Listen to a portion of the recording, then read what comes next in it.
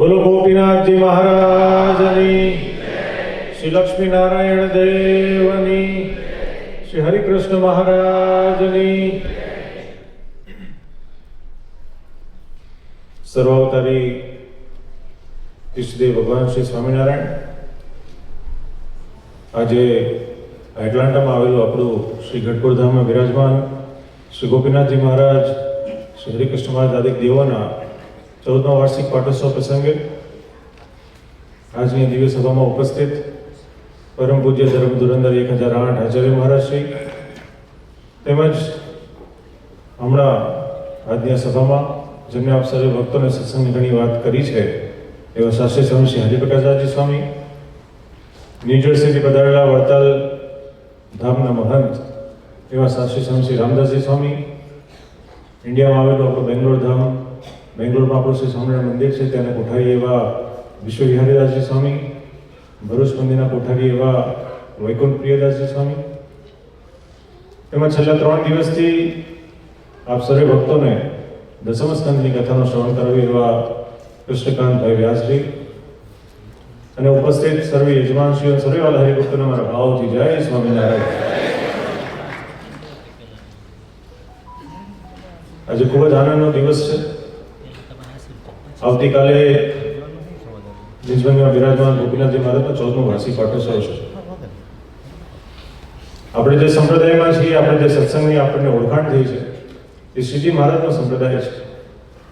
શ્રીજી મહારાજે આપણા બધાની પર ઘણી કરુણા કરીને સંપ્રદાયની સ્થાપના એમણે કરી. 6 મોટા મંદિર નિર્માણ કર્યા.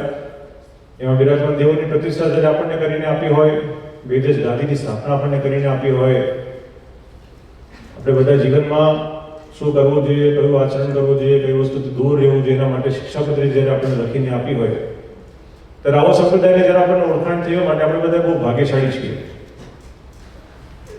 વિશેષ વાલા ભક્તો, ગઢપુર ધામની જો વાત કરીએ તો શ્રીજી મહારાજને અતિવાલું ધામ છે ગઢપુર ધામ. એમના પોતાના જીવનના મોટાભાગના વર્ષો શ્રીજી મહારાજ ગઢપુરમાં રહ્યા છે. માટે ગઢપુર છે તીર્થ છે. આમ તો શ્રીજી મહારાજે જેટલા પણ ધામો બનાવ્યા, જ્યાં શ્રીજી મહારાજે લીલાઓ કરી, બધા તીર્થ સમાન છે, બધા તીર્થ જ છે. કારણ કે આપણે હિન્દુ સનાતન ધર્મમાં 18 પુરાણ છે.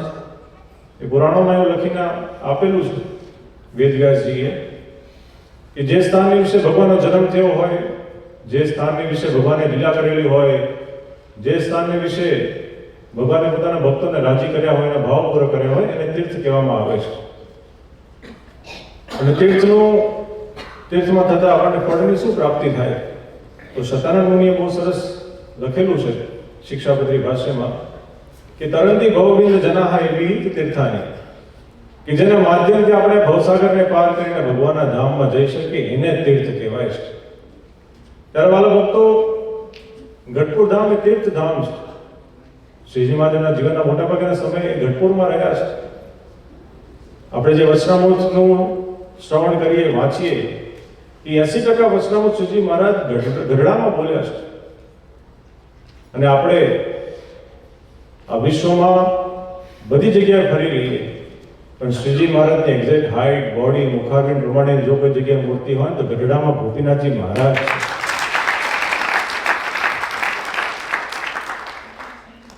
માટે આદિ આચાર્ય પરમ પૂજ્ય ધર્મ ધુરંધર 1008 શ્રી રઘુવીરજી મહારાજે દોલપુર મહાત્મ્યમાં ગોપીનાથજી મહારાજનો ગઢડાનો મહિમા લખીને આપણને આપ્યો કે નૃલોકે કુશલ લોકે પાતાલે ચાપી સન્મતે નાસ્તિ તત્ સમીભમતમ્ય તીર્થક્ષેત્રમિ પાવનમ. કહેવાનો તાત્પર્ય કે સ્વર્ગલોક હોય, પૃથ્વી લોક હોય અને પાતાળ લોક, આ ત્રણેય લોકમાં સૌથી પાવનકારી જો કોઈ સ્થાન હોય તો ગઢડા છે.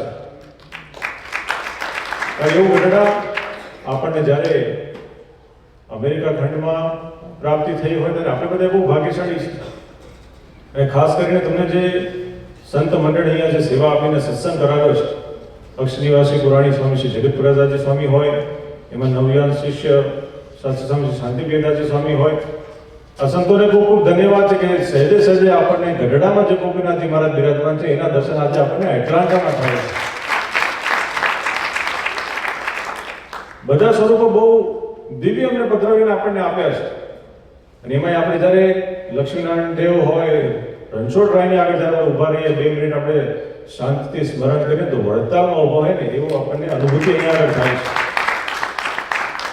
માટે કહેવાનું તાત્પર્ય, શ્રીજી મહારાજ આપણને શિક્ષાપત્રીમાં લખીને આપણને આપ્યું છે કે આચાર્યણેવ દત્તમ યદ યચ્છતેન પ્રતિષ્ઠિતમ કૃષ્ણ સ્વરૂપમ તત્સેવ્યમ વન્યમ નિમિત્તરતો યત. કે ધર્મવંશના જે આચાર્ય હોય એમને જે ભગવાન શ્રી કૃષ્ણ આદિના ભગવત સ્વરૂપની પ્રતિષ્ઠા આપણે કરીને આપી હોય એમાં તો હું અવશ્યપણે બિરાજમાન રહું છું. ત્યારે વાલા ભક્તો છેલ્લા 2-3 વર્ષથી આચાર્ય મહારાજ અહીંયા આવે છે, અભિષેકમાં લાભ આપણને આપે છે, આરતી કરીને આપે છે. માટે અહીંયા તો સહેજે સહેજે શ્રીજી મહારાજ પ્રત્યક્ષ બિરાજમાન છે.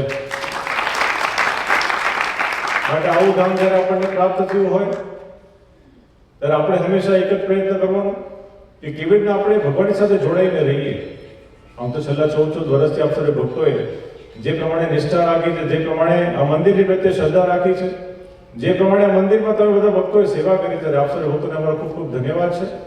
આવતીકાલે અભિષેકનો દિવસ છે, ત્યારે અભિષેક કરતી વખતે ગોપીનાથજી મહારાજ આદિ દેવોના ચરણોમાં અમે પ્રાર્થના કરીશું કે એટલાન્ટા સત્સંગ સમાજ, આપણો ગઢપુર ધામ, એમાં આવનાર જેટલા પણ દર્શનાર્થીઓ હોય, આ મંદિરમાં જે ભક્તો સેવા કરતા હોય, દર રવિવાર અને શનિવારે જ્યારે આપણી સભા થતી એમાં જે હરિભક્તો આવતા હોય એ તમામની ઉપર ગોપીનાથજી મહારાજની વિશેષ કૃપા આપ સર્વે ભક્તો પર વરસતી રહે.